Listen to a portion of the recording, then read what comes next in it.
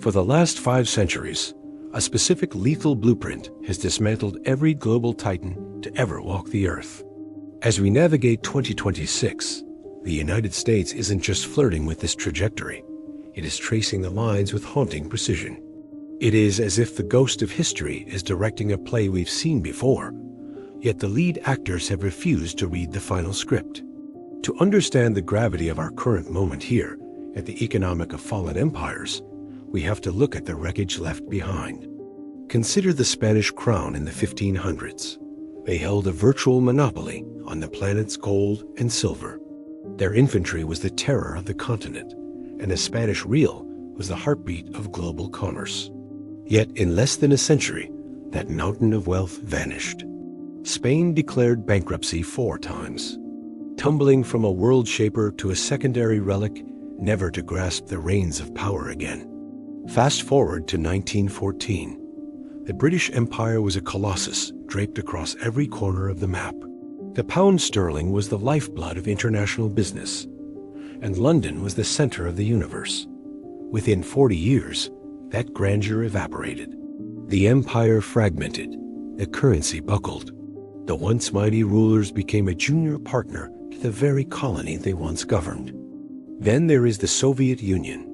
By 1991, they were a nuclear juggernaut with eyes in space. It took less than 3 years for that entire structure to dissolve. They weren't defeated by a foreign bayonet. They were executed by the cold laws of mathematics. 3 different eras, 3 distinct ideologies. Yet each met an identical fate, triggered by a 7-stage domino effect. What should keep you awake tonight is the realization that America has already checked off 5 of those 7 boxes. We aren't standing on the edge of the abyss. We are already in freefall. This is the reality of how superpowers expire not through a sudden bang, but through a calculated internal rotting. That is currently moving faster than any collapse in human history. Before we dissect the timeline, we need to strip away academic theory and look at what a dying empire actually looks like in the mirror. It never starts with a barbarian at the gate. It begins with the cancer of overextension. A nation reaches further than its pockets allow. It stations troops in 150 countries, funds endless conflicts, and writes checks it knows the bank can't clear. Initially, the decay is quiet. You can still buy bread with the currency. The jets still fly. The speeches are still draped in flags and promises. But the floorboards are termite-ridden. Capital stops flowing into innovation and starts pouring into debt. The brightest minds begin to look for the exit. Trading partners start whispering about alternatives. Suddenly, the very strengths that made you a god become the anchors that drown you. Your money, once the world's treasure, starts returning home like a flood. Your military, spread too thin to be effective, becomes an unfunded liability. This isn't a what-if scenario. This is the exact autopsy report for Spain, Britain, and the Soviets. They fell because they convinced themselves that their dominance was a law of nature. They bled their currencies dry to pay for yesterday's glory and ignored reality until the doors were chained shut. Let's look at the Spanish blueprint. After 1492, Spain was the first truly global hegemon. By 1600, they were hauling 400 tons of silver out of the Americas annually. They essentially owned the world's money.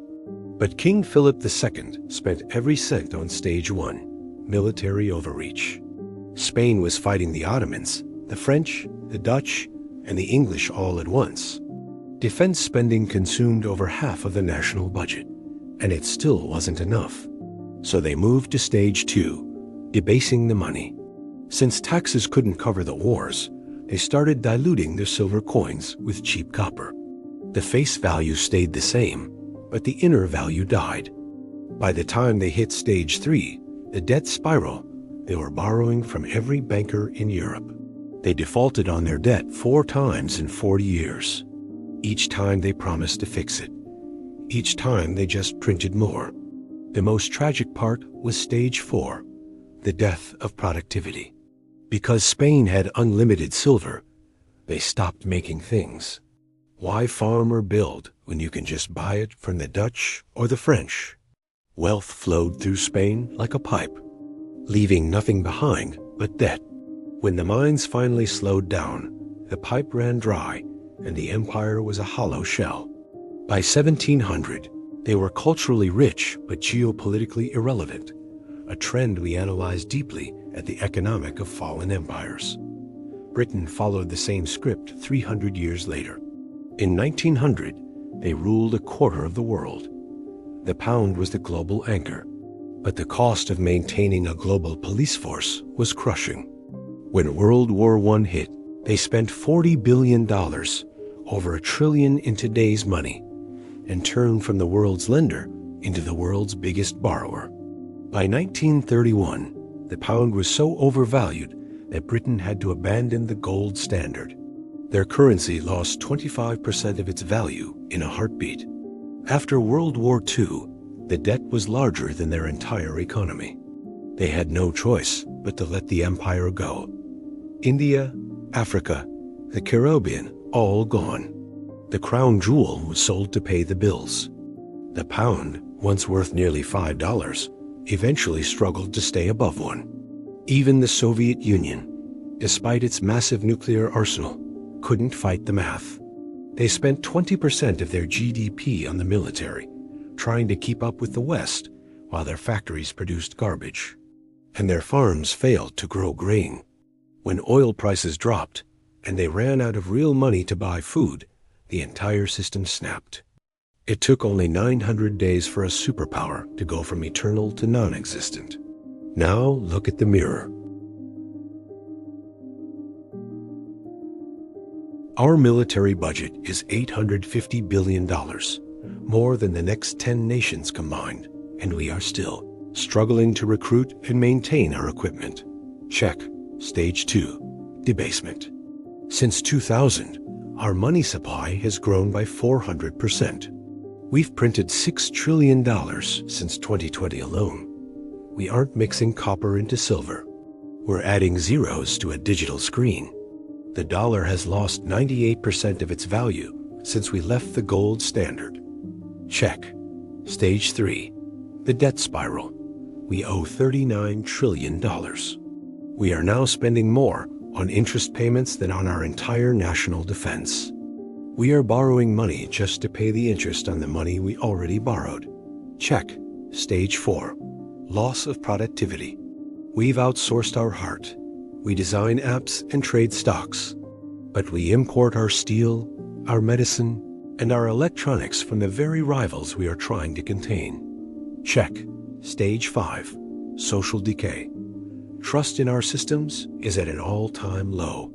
Our cities are facing crises of crime and homelessness that feel permanent. We are a nation that can no longer agree on the basic facts of reality. Check. We are currently sitting at Stage 5. The only things left are Stage 6, the loss of reserve currency status, and Stage 7, the implosion. We are already seeing the warning signs. The BRICS nations are building their own pipes. Central banks are hoarding gold at record levels. The cracks aren't just visible. They are widening. History tells us that Stage 7 isn't a slow decline. It's a cliff. When the money dies, the military fails, and the promises become punchlines. Everyone who believes it can't happen here is ignoring the 500-year-old graveyard of empires, who said the exact same thing. We aren't different because of our technology or our name. We are subject to the same mathematical laws as the conquistadors and the British redcoats. The drop is coming. If you want to understand the mechanics of the fall before the ground rushes up to meet us, you need to stay tuned to the Economic of Fallen Empires. The past isn't just a story, it's the only map we have left.